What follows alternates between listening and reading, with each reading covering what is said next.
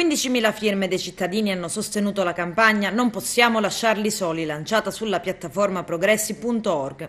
Monta, cresce e segna così un importante traguardo la protesta di mamme docenti della provincia di Agrigento con figli disabili. Domani una delegazione degli insegnanti con i loro figli a seguito incontreranno il ministro della pubblica istruzione Marco Bussetti e il ministro della famiglia e della disabilità Lorenzo Fontana per consegnare il plico con le firme raccolte. Sarà un'occasione, dicono le mamme, in cui chiedere, oltre al nuovo provvedimento legislativo, anche delle misure immediate che affrontino e risolvano la problematica a partire da quest'anno scolastico 2018-2019, con una circolare ministeriale. Insomma, in attesa che si colmi il vuoto legislativo, si appellano ad una soluzione anche tampone che permetta loro di lavorare nello stesso comune di residenza del figlio affetto anche da una sola inguaribile patologia, mentre attualmente può accadere che i posti disponibili vengano occupati da chi riesce a accumulare patologie personali lievi come asma, raggiungendo il 67% di disabilità.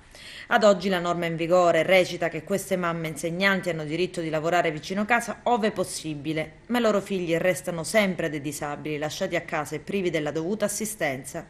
E le mamme si trovano davanti ad una scelta: assisterli o abbandonarli per il bisogno di andare a lavorare. Da qui nasce il grido: non possiamo lasciarli soli.